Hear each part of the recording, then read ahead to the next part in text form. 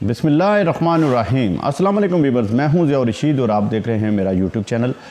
Viewers, आज की video में हम डिस्कस करेंगे कि बजट 2021 में प्रॉपर्टी से रिलेटेड क्या क्या टैक्सेस लगाए गए हैं और क्या क्या चेंजिंग आई है। आज की वीडियो में हम दो पोर्शन में ये चीज़ डिस्कस करेंगे। पहले पोर्शन में मैं डिस्कस करूँगा कि रेंटल इनकम पर क्या टैक्सेस हैं, जबकि दूसरे पोर्शन इंतहाई इंपॉर्टेंट होगा जिसमें मैं कैपिटल गेन को डिस्कस कर क्या चेंजेस आई हैं। वीवर्स, अगर आपकी प्रॉपर्टी, अगर आपने कोई गोदाम वगैरह किराए पे दिया हुआ है, कोई शादी हॉल किराए पे दिया हुआ है, कोई मार्केट प्लाजा वगैरह किराए पे दिया हुआ है और उसकी आमदन रेंटल इनकम जो है वो 3 लाख तक है, तो आप को कोई टैक्स देने की ज़रूरत नहीं है। 3 लाख तक आमदन जो है वो उस पर आपको एग्जम्पशन है। जबकि अगर आपकी आमदन 3 से 6 लाख के दरमियान है तो फिर आपको 5% टैक्स अगले जो 3 लाख रुपए होंगे उस पर पे करना पड़ेगा। जबकि दूसरी कैटेगरी के अंदर आपकी अगर आमदन 6 से 20 लाख तक है तो आपको 2 किस्म के टैक्सेस पे करने पड़ेंगे। एक पहला फिक्स टैक्स 15,000 रुपये आपको पे करना पड़ेगा, प्लस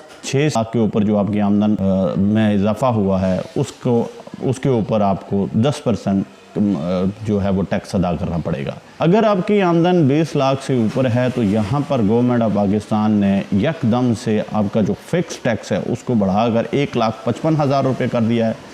जबकि आपकी जो आमदन 20 लाख से ऊपर होगी रेंटल इनकम में, उसके ऊपर 25% मज़ीद टैक्स लगाया जाएगा। फिर ये तो थी इंफॉर्मेशन जिसमें मैंने डिस्कस किया कि आपको रेंटल इनकम पर कितना टैक्स देना पड़ेगा। अभी मैं डिस्कस करूंगा कि कैपिटल गेन में क्या चेंजेस आई हैं। वीवर्स, गवर्नमेंट ऑफ पाकिस्तान ने फाइनेंस एक्ट 2021 में एक बहुत ज़्यादा टैक्स इम्पोज किया है। प्रॉपर्टी से डील करने वाले हजरात इससे काफ़ी ज़्यादा मुतासर हो रहे हैं और जो रियल स्टेट मार्केट है इसको काफ़ी ज़्यादा धचका लगा है इस टैक्स से। वो ये टैक्स है कि कैपिटल गेन को एकदम से इंक्रीज़ करके 20% कर दिया है। इससे पहले कैपिटल गेन अगर आप कोई प्रॉपर्टी ख़रीदते हैं और 1 साल के अंदर अंदर सेल करते थे तो आपको प्रॉफिट वाली अमाउंट पे 10% टैक्स देना पड़ता था। अगर 2 साल के अंदर आप उस प्रॉपर्टी को सेल आउट करते थे तो फिर आपको 7.5% टैक्स देना पड़ता था।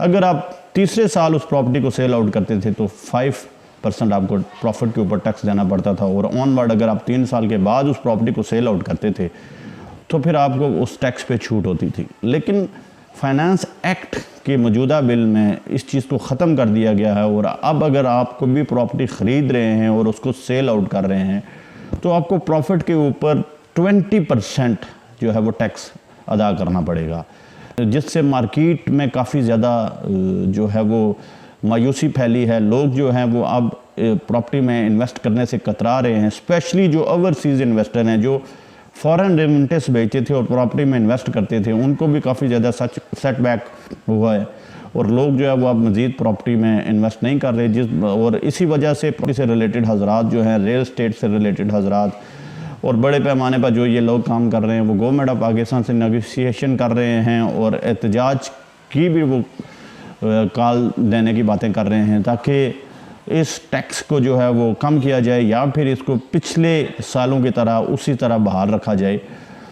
व्यूअर्स, ये थी आज की वीडियो जिसमें मैंने डिस्कस किया कि आपको प्रॉपर्टी के ऊपर कितना टैक्स अदा करना पड़ेगा और आपको अगर आपकी रेंटल इनकम है और अगर आप सेल परचेज का कारोबार कर रहे हैं प्रॉपर्टी का और अगर आप प्रॉफिट अगर आपको होता है इनकेस तो आपको रियल स्टेट के प्रॉफिट के ऊपर कितना कैपिटल गेन देना पड़ेगा। उम्मीद करता हूँ आज की वीडियो आपको अच्छी लगी होगी। इनकेस अगर आपको मेरी वीडियो पसंद आई है वीडियो शेयर कीजिएगा, चैनल को सब्सक्राइब करना ना भूलिएगा। शुक्रिया, खुदा हाफिज़।